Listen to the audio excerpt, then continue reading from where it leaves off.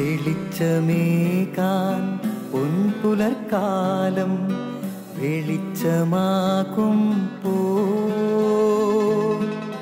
നുറുങ്ങുവെട്ടം പക്ഷിപരാഗം തെളിച്ചു കാട്ടുമ്പോ വരുന്നു ദൈവം മനസ്സിനുള്ളിൽ തിളക്കമേകിടാൻ തരുന്നു ധ്യാന പ്രകാശമാർക്കും വിളക്ക് വയ്ക്കുമ്പോൾ നുറുങ്ങുവെട്ടം ഇറങ്ങിടട്ടെ ഹൃദന്തമെല്ലാം യുഗപ്രകാശത്താൽ മറഞ്ഞിടട്ടെ മനാന്ധകാരം യുഗപ്രസാദത്താൽ നുറുങ്ങുവെട്ടം.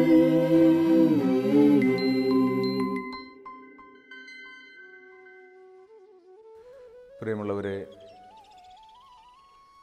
കണ്ണുകളെക്കുറിച്ചിട്ട് ഇത്രയും മനോഹരമായിട്ട് ഈ ഭൂമിയിൽ ഒരു കവികൾ പോലും സംസാരിച്ചിട്ടില്ല. എത്ര കാവ്യാത്മകമായിട്ടാണ് ഈശോ നമ്മുടെ കണ്ണുകളെ വാഴ്ത്തുന്നത്. കണ്ണാണ് ശരീരത്തിൻ്റെ വിളക്ക്. കണ്ണ് കുറ്റമറ്റതെങ്കിൽ ശരീരം മുഴുവനും പ്രകാശിക്കും. കണ്ണ് ദുഷ്ടമാണെങ്കിലോ ശരീരം മുഴുവനും ഇരുണ്ടുപോകും. ഇത്രയും മനോഹരമായിട്ട് കണ്ണുകൾക്ക് വാഴ്ത്തു നൽകിയ ഒരു ഗുരുവും ഈ ഭൂമിയിൽ ജീവിച്ചിട്ടില്ല ഈശോയല്ലാതെ. കണ്ണാണ് ശരീരത്തിൻ്റെ വിളക്ക്. എത്ര മനോഹരമായിട്ടാണ് നമ്മുടെ കണ്ണുകളെ ഈശോ വാഴ്ത്തുക മാത്രമല്ല, കണ്ണുകൾക്ക് ഈ പ്രകാശത്തിലേക്ക്, ശരീരത്തെ മുഴുവനും പ്രകാശിപ്പിക്കുന്ന വലിയ സാധ്യതയിലേക്ക് പ്രയാണം ചെയ്യുവാൻ പറ്റുമെന്ന് ഈശോ നമ്മളെ പഠിപ്പിക്കുന്നത് ഒരന്ധനെ സൗഖ്യപ്പെടുത്തുമ്പോഴാണ്.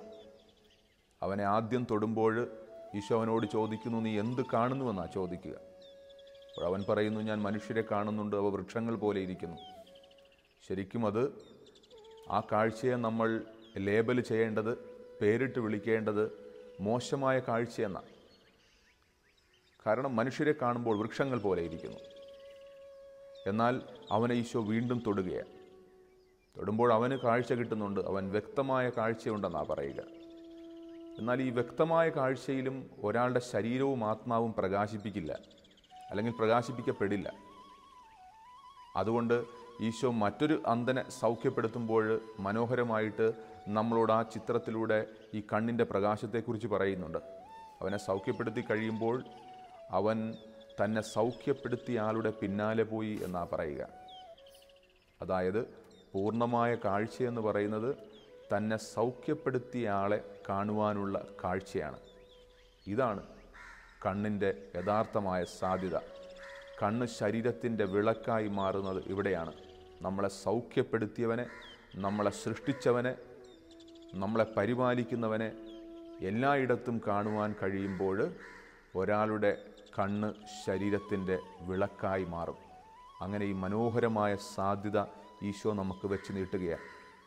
അപ്പോൾ നമുക്ക് ഈശോ നമ്മുടെ മുന്നിലേക്ക് വെച്ച് നീട്ടുന്ന ഈ മനോഹരമായ സാധ്യതയെക്കുറിച്ച് ധ്യാനിക്കാം. കണ്ണാണ് ശരീരത്തിൻ്റെ വിളക്ക്. നുറുങ്ങുവെട്ടം.